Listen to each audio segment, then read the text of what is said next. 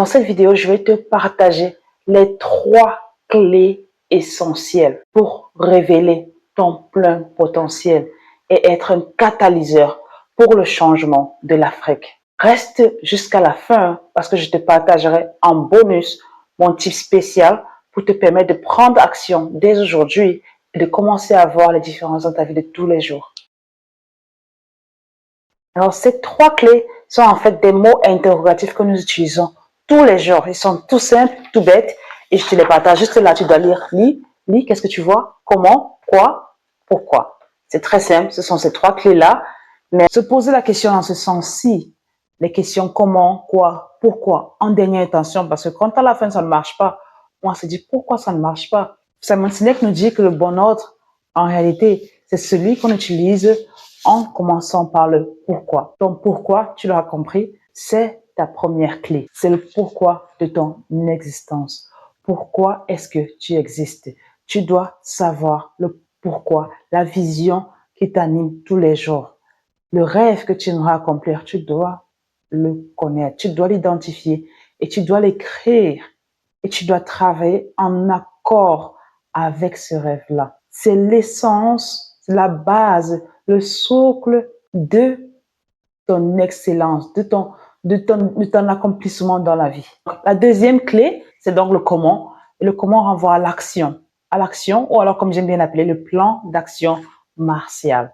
Et là, tu dois utiliser ce qu'on appelle les 3 P, le projet, process ou processus et people ou alors personne. Le projet, et c'est dans le projet, vous devez en priorité maîtriser votre domaine d'expertise, c'est la base. Vous devez être excellent dans votre domaine. Et quand je dis excellent, ce n'est pas par rapport à ceux qui vous entourent là dans votre environnement africain ou camerounais ou gabonais ou tchadien, non. Quand je dis maîtriser votre domaine, c'est dans tous les aspects du thème, y compris au niveau des personnes des pays riches. Vous devez vous arrimer au développement technologique de ces gens-là à leur niveau. Donc, vous devez vraiment être au plus top du top. D'abord, c'est la base. Et ensuite, toujours dans les projets, vous devez apprendre. Vous devez être en permanence en quête de savoir. C'est-à-dire que vous ne pouvez pas vouloir atteindre les objectifs, atteindre l'excellence en cessant d'apprendre. Vous devez toucher à de nouveaux domaines et même comprendre ce que vous pensiez avoir déjà connu. Vous recycler, vous renouveler. Il y a souvent des dogmes qui ont été créés il y a longtemps et qu'on vient faire des démentis dessus. Et vous devez être aware, vous devez être conscient de cela, de ces changements qui se créent dans votre domaine d'expertise. Ça, c'est pour les projets. Donc, en fait, en faisant cela, vous devez aussi faire des actions qui marcheront tout autour de ça. Ça pourrait signifier de commencer à prendre une formation en ligne ou alors de lire des livres ou même de suivre des conférences en ligne ou d'atteindre des conférences. Ça pourrait être plein de choses, mais il y a plein de choses que vous pouvez faire pour commencer déjà à travailler sur ces petits projets-là qui vous permettront de vous rapprocher de l'accomplissement essentiel même de votre raison d'être sur la Terre, les processus. Et les processus sont aussi extrêmement importants. Et si on retrouve notamment la discipline. La discipline, pourquoi? Parce que tout projet que vous voulez réaliser, même si vous voulez faire un business ou quoi que ce soit, ça vous coûtera beaucoup de temps. Donc, on a tendance à vouloir abandonner, on a tendance à vouloir baisser les bras. Et même quand on n'a pas envie de le faire, il faudrait le faire. Donc, c'est ça qui s'appelle la discipline. Vous devez être discipliné. Vous devez être déterminé parce que ce n'est pas facile. Il y aura des hauts et des bas, mais il faudrait être déterminé. Il faudrait également être persévérant. Parce que, en plus, chez nous, en Afrique, c'est d'autant plus important d'être persévérant parce que on a tendance à ne pas voir le bout du tunnel. C'est toujours comme si tout était tout noir. Le tunnel ne finissait jamais. Mais il faut être persévérant parce que vous aurez l'impression que rien ne se produit, que rien ne se passe depuis que vous faites des efforts. Rien ne se passe. Ne détrompez-vous. C'est comme une graine que vous lancez en terre. On la voit marcher, mais le premier jour, on ne voit rien du tout. Après peut-être 2 semaines, on voit un petit truc. Après, mais ça prend du temps. Ça prendra du temps, mais ne pensez pas que ce n'est pas parce que vous ne voyez rien que rien ne se passe. Quelque chose se passe. Et je vous garantis que quelque chose se passe parce que moi, j'ai eu à faire ce process-là et j'ai réalisé après un bon nombre de temps que quelque chose s'est passé. Je n'ai pas su quand ça s'est passé, mais je sais que quelque chose s'est passé. Et d'ailleurs, pour ceux qui me connaissent un peu, mes proches ou alors des gens qui me voient de loin, ils savent comment j'étais avant Et quand il me voit aujourd'hui, il se pose des questions, il se demande, mais qu'est-ce qui s'est passé? Quand est-ce qu'elle est devenue comme ça? Il se pose plein de questions. Je sais un clin d'œil à vous en particulier, mes proches, ma famille. Vous me soutenez toujours, toujours, toujours, même si mes rêves sont plus hauts que moi. Vous ne me découragez jamais et je vous aime, je vous remercie pour ça. Je suis extrêmement reconnaissante pour tout ce que vous faites pour moi. Mais bon, revenons à notre vidéo. C'est un clin d'œil à ma famille spéciale parce que effectivement, comme je disais tantôt, il y a un grand gap entre qui j'étais avant et qui je deviens ou qui je suis en train de devenir.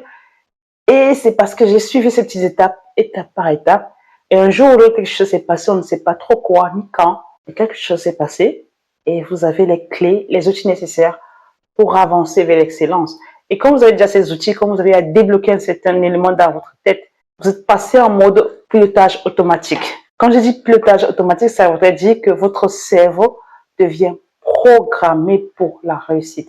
Le cerveau devient programmé pour le succès. Peu importe l'adversité, peu importe les obstacles qu'on mettra devant vous, vous êtes programmé pour réussir. Moi, à la limite, si j'échoue, si j'ai des échecs, des réjections ou des refus, je suis tellement contente parce que failure means feedback.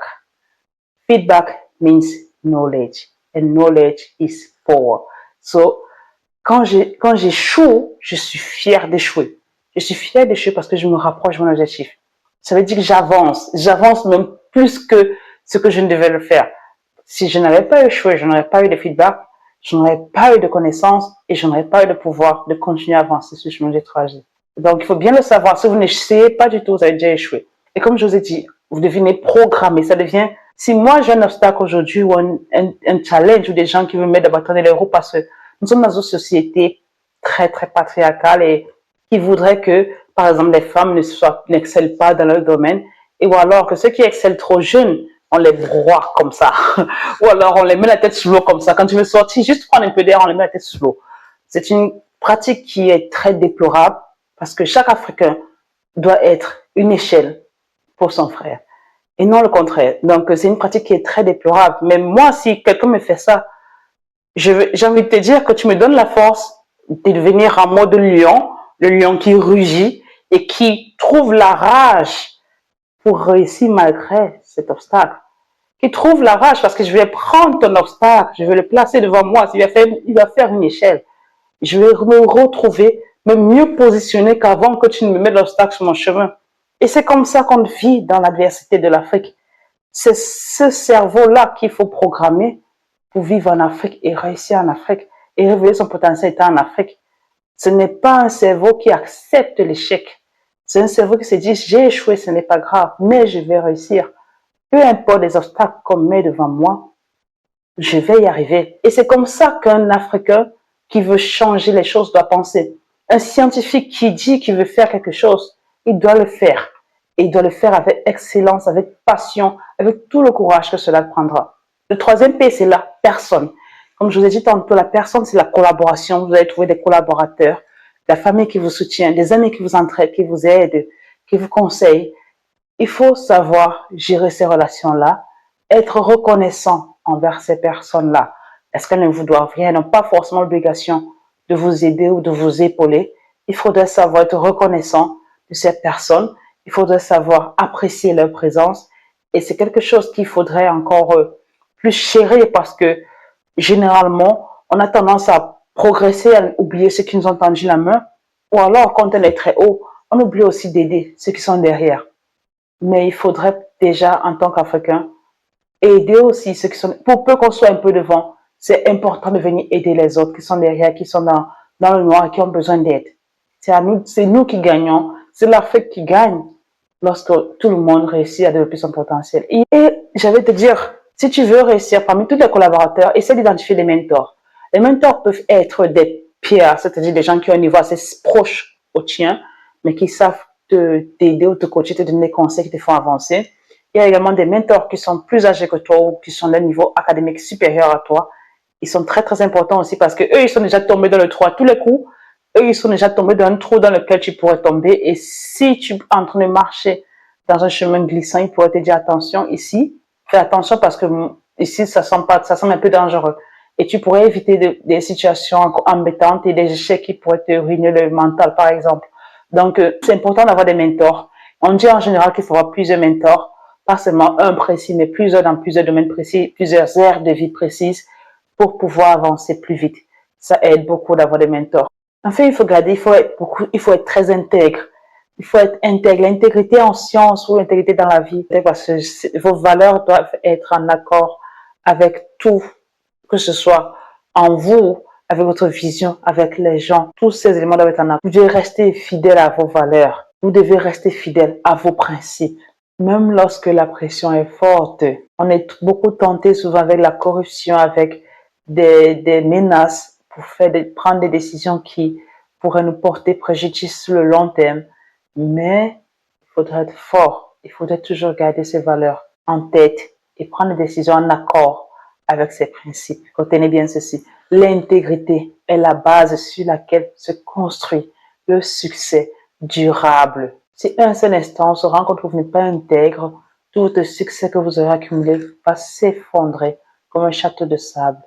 Il est essentiel d'avoir cette qualité-là. La troisième clé, c'est le quoi. Le quoi, ici, je vais te parler de notre auteur très célèbre. Il s'appelle Donald Miller. Et lui, il utilise plutôt le quoi, mais on parle plutôt de passion. Le quoi pour lui renvoie la passion. Tu dois trouver tes passions. D'après Donald Miller, lorsque nous sommes passionnés, nous trouvons un sens profond à notre travail, à nos accomplissements et à notre vie en général. Tu pourrais identifier ta passion et tes valeurs en faisant une introspection également très sincère et même en dialoguant avec des proches ou des amis qui vont te parler de ce que tu sais très très bien faire, de ce en quoi tu excelles et en ce en quoi tu es particulier par rapport aux autres. Et avec cela, tu pourrais déjà savoir ce qui te passionne le plus et ce que tu as comme rigueur en toi, comme valeur qui gouverne ta vie. Je t'invite à te poser par exemple quelques petites questions. Qu'est-ce qui te passionne le plus dans ton domaine, même dans ta vie? Qu'est-ce qui est important pour moi? Qu'est-ce que je valorise?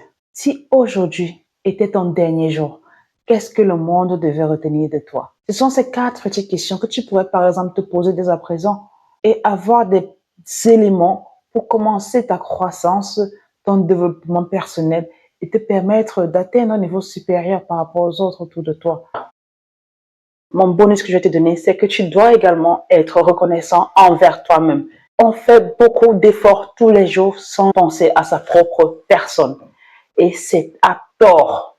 C'est à tort, pourquoi? Parce que la seule personne qui puisse changer, qui puisse prendre ta vie en main, c'est toi-même. Alors si tu affirmes à qui veut l'entendre que tu es nul, que tu ne sers à rien, que tu ne peux pas y arriver, ton cerveau emmagasine toute cette négativité et commence à agir comme tel. Essaye d'avoir des mots positifs en ton endroit. Félicite-toi de ce que tu fais de bien au jour le jour. Si vous vous critiquez tous les jours, votre cerveau considère qu'il n'avance pas. Il arrête de faire les efforts qui gravitent tout autour. C'est-à-dire que vous allez faire tous les efforts que vous devez faire. Vous allez oublier l'effort ultime et principal, l'effort sur vous-même, qui est de vous remercier, d'être reconnaissant avec ce que vous faites tous les jours. Il y a des jours où vous serez fatigué. Acceptez d'être fatigué, de vous reposer, de vous ressourcer et repartez de plus belle. Voilà, ensemble, ces 3 clés peuvent débloquer ou révéler ton potentiel au monde. Bien sûr, dans le pourquoi, nous avons la vision du monde, le pourquoi de ton existence. Dans le quoi, nous avons ta passion et tes valeurs. Et dans le comment, nous avons les projets, les processus et les personnes. Tu dois prendre soin de ta personne. Tu dois être reconnaissant envers toi-même, envers les gens qui t'entourent. L'Afrique a besoin de toi, de ton leadership, de ton excellence. L'Afrique a besoin que tu brilles. Alors, si vous avez apprécié cette vidéo, n'hésitez pas de vous abonner à la chaîne et partagez-la à vos amis. Likez si vous voulez, si elle vous plaît. Si elle ne vous plaît pas, c'est pas grave. Nous vous aimons toujours. Mais likez, partagez-la à vos amis si elle pourrait leur être utile. Et restez connectés pour de nouvelles vidéos parce que la semaine d'après, vous aurez des vidéos encore plus intéressantes et plus enrichissantes pour vous. Osez rêver pour l'Afrique. Bonne soirée.